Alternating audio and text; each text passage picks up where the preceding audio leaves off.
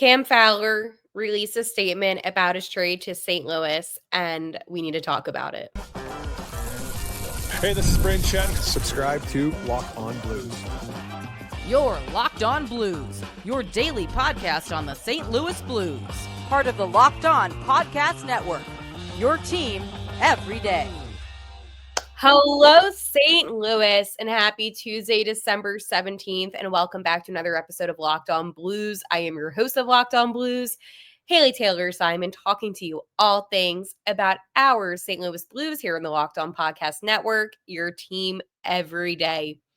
Today on Locked On Blues, I have more thoughts about the Cam Fowler trade to St. Louis from Anaheim. Will the Blues get any younger? And of course, the Devils preview, okay? We have a lot to discuss on today's episode of Locked On Blues. I know it's almost the holiday season. Well, it is the holiday season, and we have a lot to be excited about, right? Well, I know for me that is college football, because the college football playoffs are here. And you don't want to miss a moment of the action. The college football playoff presented by Allstate begins with 4 first-round games, December 20th through December 21st on ESPN, ABC, TNT, and Max.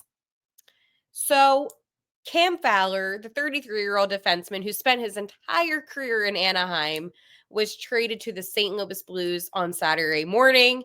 He's already played a couple games for the Blues. Will be playing tonight for his third game wearing the blue note. And today, a statement was released from Cam to Anaheim. It is insane to me, and it always blows my mind when a player is with a team for such a long time. All of a sudden them being a part of a new organization. So for me, at least, I do feel for Cam because I can't even imagine. However, I think that the statement that he had to Anaheim was really beautiful, and I'm going to read you some of this.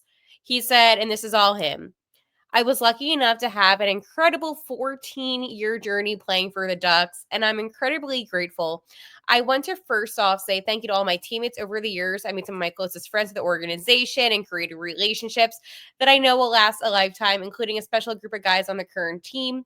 When I first made the NHL at 18 years old, I had such great mentorship from the leaders in my transition so much, and they made my transition so much easier. And he goes on and on and on to thanking different people. He even thanked, I don't even need to say, but Perry, just a bunch of people that we know, right?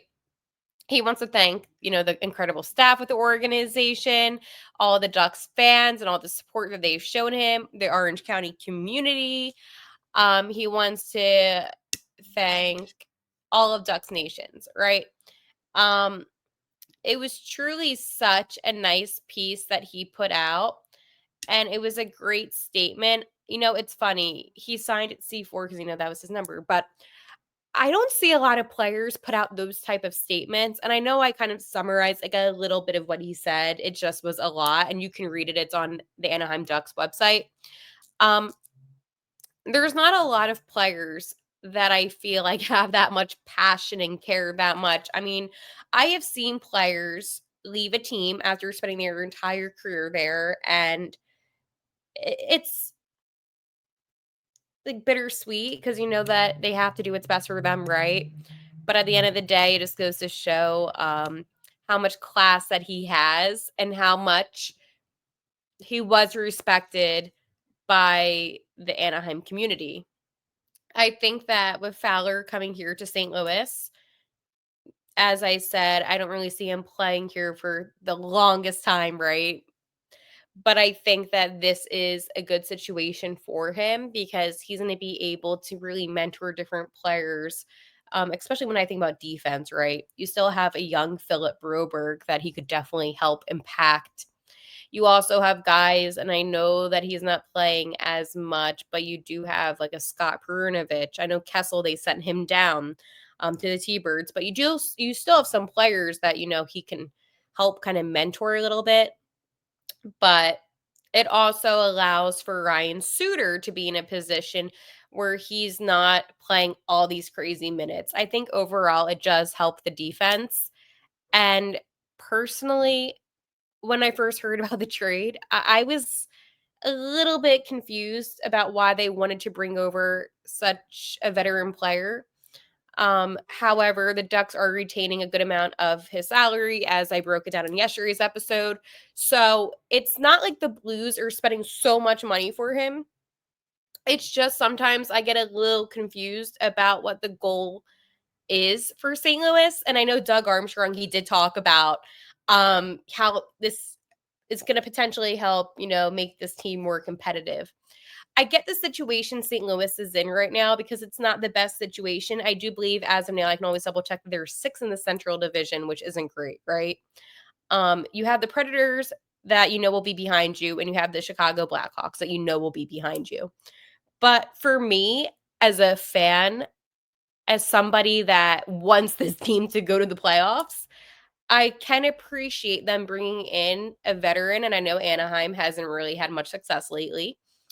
But at the same time, as I said, when you have a player that is so well respected, that works great with other players, I was watching different highlights of him actually with Anaheim. It made me kind of see why they have him. He does have a lot of speed, and I feel like that's something that he can help a lot with the defense, is bring the speed. And, at the end of the day, too, I think that the Ducks are an interesting team because they do have good players, okay? Like, they really, have solid players, and it's such a weird situation. So, let me talk more about Fowler and what he's done with Anaheim, because I think that it's really important for you to kind of get to know him a little bit better. And I can go on about the team itself and the players. So Fowler, he was the longest tenured player in Ducks history and second in games played, 991. Ryan Gonzalez played 11,000 games. So he 1100, not 11,000, 1100 games. So yeah, definitely a lot. He was born in Ontario, and he was raised in Michigan. He chose to wear number 4 because it's the same as Bobby Orr, in tribute to his father's favorite player. So that was really nice. He was a first-round pick, 12th overall by the Ducks in 2010. By the way, the Ducks did, I believe, won the Stanley Cup in 2007. So the Ducks were still a relatively good team then, okay? He was the second youngest player in Ducks history to make his NHL debut at 18 years old and 307 days, October 8th, 2010. And he played essentially his first game was in Detroit, but that was near where he kind of grew up in Michigan. So yeah, that was cool. When he played his second NHL game against the Predators, he had an assist for his first NHL point. On October 17th, he got his first NHL goal. It was the opening goal where it was a win against the Phoenix Coyotes at the time, okay? So that was really cool. I can go on and on about him, but anyways, he played as an NHL All-Star in 2017. And I'm trying to think if anything else crazy happened. Oh, yeah, he was the highest scoring defenseman in the 2010 Memorial Cup, so that's kind of cool in the OHL. He had his first NHL hat trick in a 3-2 OT win against the Blue Jackets in 2018. And so he signed a 5-year contract with the Ducks 2012, and then an 8-year contract 2017, which is where we're at now. In 2011 Stanley Cup playoffs, Fowler played in all 6 games of Anaheim's first round against the Predators, where he led the Ducks defensemen with 4 points on the postseason. So yeah, it was really cool. Fowler scored 2 goals against Minnesota while becoming the youngest Ducks player ever with a 2-goal game. So yeah, he has done quite a lot. I know I kind of listed some bullet points that I had written down about him, but I just really wanted you to understand what he's done. I know sometimes later in players' careers, we can really judge them based on their age, and maybe they're not as good as they once were when they were 18. But again, with all the experience that he's had, he does bring a lot to the Blues, and I do believe that he is going to help improve this team. I know maybe you don't see the vision yet, but that's what I'm going to really focus on tonight's game against the Devils. So I will talk about the game preview coming up. However, I do want to talk about, will the Blues get younger? Because the trade deadline, it's kind of inching up, right? We're in the middle of December, almost January, middle of December, trade deadline again, that March 7th. So it's coming up sooner than later. And I do have a feeling that the Blues might want to get some younger players. But before I get into that, I want to talk to you about Bilt Rewards. Today's episode is sponsored by Bilt Rewards. If you're a renter, listen up. This is a total game changer. Thanks to Bilt, you can now earn points on rent payments just like you do with groceries or travel. Paying rent now comes with serious perks, and it's completely free to join. You can earn valuable Bilt points on your rent and everyday spending at no extra cost. Redeem points towards flights, hotel stays, and even future rent payments. With over 500 airlines and 700,000 hotels in their program, the possibilities are endless. Access unique experiences that are exclusive to Bilt members. I love using my points for travel, and Bilt makes it so easy for me to turn rent into rewards. If you're already paying rent, why not make it work for you, okay? So start earning points on rent if you're already paying by going to joinbilt.com/lockedonnhl. That's joinbilt.com/lockedonnhl. Make sure to use our link so they know we sent you.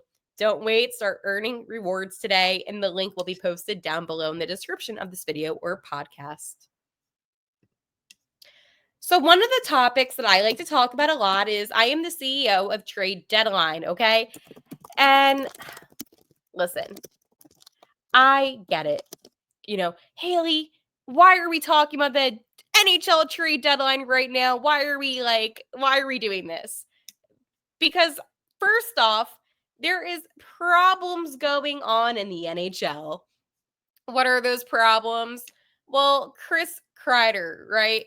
So Chris Kreider, he plays on the Rangers, and he was somebody that kind of was on the trade block. Their captain, Trouba, he was traded to Anaheim, which is kind of funny. But Chris Kreider, he is older now. Do I think the Blues are going to go after him? No, he is 33 and he's a winger. But the only reason why I bring this up is I was really intrigued, okay, by the fact that they did go after Cam Fowler. Obviously, he's now here in the Blues. And I'm like, well, if Doug wants to be more aggressive for this specific season, why not? But a player like Chris Kreider, and it's not a diss at all to Cam Fowler, he is going to require more money. So that's first off where I'm like, okay. Don't think that's happening. However, again, with Jacob Trouba, getting traded, it just kind of made me think, is this happening? And again, it's one of those situations where there is a lot of rumors, right? There's a lot of players that could be moved at any time. We don't really know. But it is a very interesting situation, especially for the Blues, and at least for myself, because there's just so many rumors going around, and it is a little bit confusing. Like, there's also rumors going around about Erik Karlsson and then Boone Jenner, like all these different players. And the thing is, Boone Jenner, he is 31, and listen, like literally the captain of the Blue Jackets, so it wouldn't be obviously bad to get him. I don't see the Blues picking up that many players that might be a little bit older, and that is the issue. I think that players that need to come to St. Louis do need to be younger, and I'm not trying to diminish anything by any of these players, right? It's just like Ivan Perov, right? He's on the Blue Jackets. He spent a lot of time with Philadelphia, okay? Ivan started playing in the NHL when I want to say he was 19 or 18. Like, he was a baby when he started playing in the NHL. And he was really good for Philadelphia, ended up getting traded, right? Right now, Perov is 27. Now, he is a solid defenseman, And he is somebody that honestly would actually maybe fit in well with the Blues. I just don't know money-wise if that would work out, right? Did I mention Brock Nelson? He was another one, Trevor Zegras, but I doubt he will be moved. But that's just somebody that people are kind of generating some things. And the Ducks, they did listen to some offers about Zegras, but I don't think that the Blues would be able to afford him. You also have different players like Rasmus Ristolainen who are on the Flyers as well. So you have a lot of players, and Rasmus is a defenseman, that potentially could be traded that are defensemen.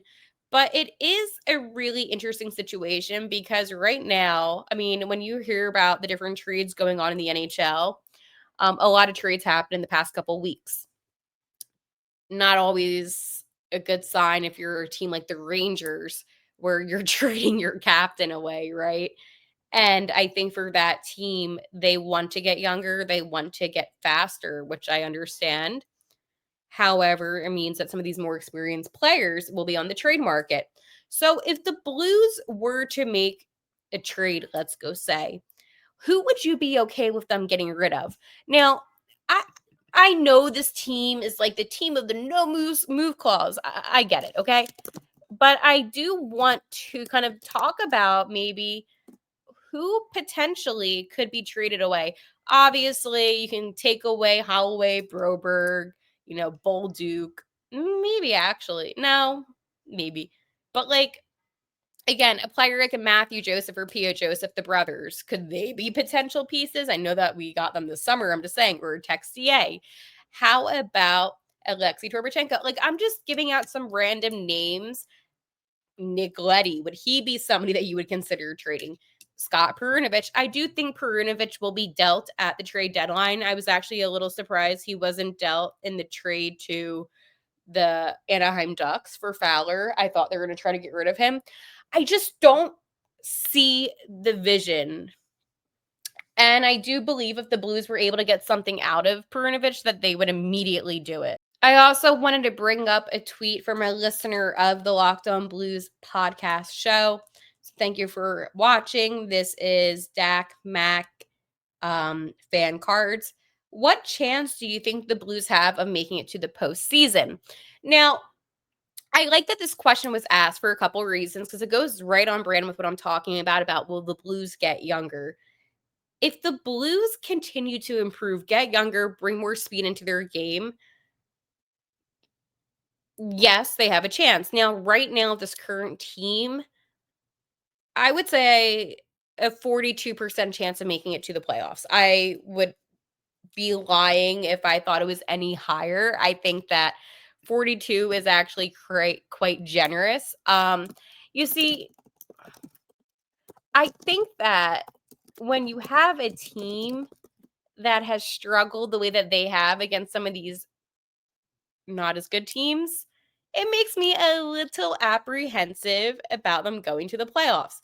Now, oh, you guys are going to laugh at this one. To make the playoffs, the Blues have a 10.9% chance if you look on moneypuck.com.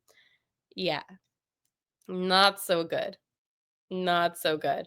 But things can change. I mean, honestly, the Blues, they don't have the worst chance of not making it. San Jose has a 0% chance.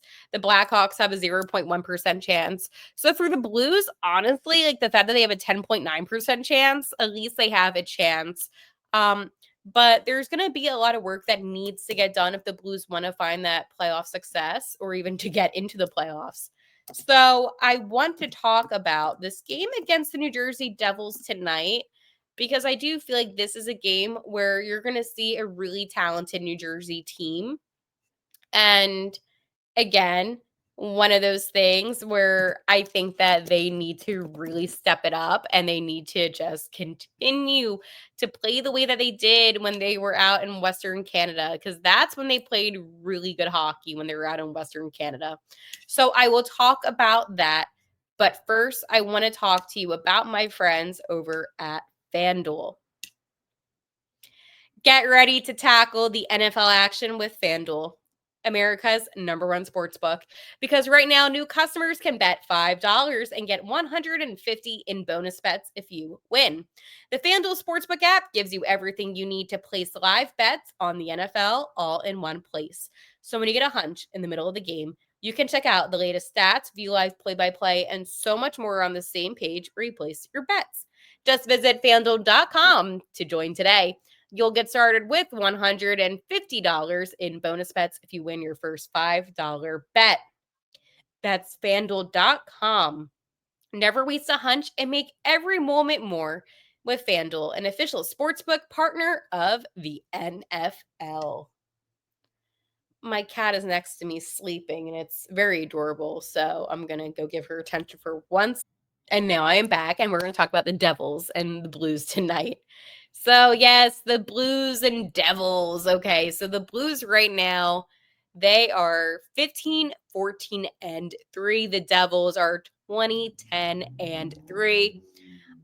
They defeated the Devils, by the way, the Blackhawks, 4-1 in their last matchup. So, yeah, both teams coming off of a win. Obviously, the Blues win, the 3-2 win over the New York Rangers.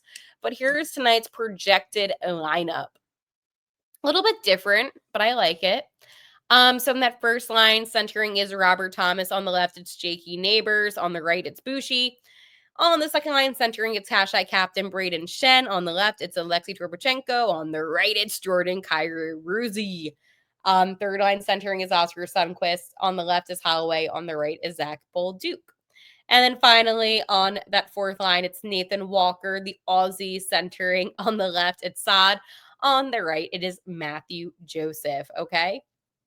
Defense, things are a little bit different now because it is Cam Fowler and Colton Parayko, Philip Broberg and Justin Falk, and then Ryan Suter and Scott Perunovich, and then in net is Binner. So let me talk about a few things that I like. One is I like, and I mentioned this earlier in today's episode, that Ryan Suter actually gets to play on the third pair. Now, I know what you're thinking, Haley, what?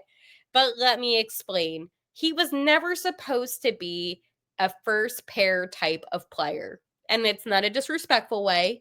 It is a factual statement type of way. Literally what Doug Armstrong said about what Ryan Suter's job would be. He wasn't supposed to play that many minutes. He was leading the team in minutes on defense for a couple games this season. Like, he was playing like 24 minutes, which was insane. But I understand why. But it is a good thing that he is getting less minutes because he does a really good job when he's on the ice, and he produces some great speed still, makes good plays, smart player, very smart player. So it's actually beneficial. So I'm happy about that. I think that when it comes to the Blues, right, and a couple of the tweaks, I think that having Dylan Holloway back to the wing after centering is a smart decision. I like Holloway a lot better in the wing position. And I do like Sonny centering that third line. For me, that's something personally that I like. I also like Alexei with Braden Shen. I think that actually works. Different combo than I would actually have it at, but I think it kind of works. And I also think that Nathan Walker, as I said, he brings so much to the team and he does a really good job. So I think that for me, I personally like this lineup. I favor this lineup, and I'm curious to see how it's going to work tonight. Again, I believe that this is only the second game where Alexei has been alongside Braden Shen. So I am curious about how that's going to go. I have a lot of notes to take, and I am really optimistic again about Cam Fowler. So we will talk tomorrow about this game. And like always, let's go Blues.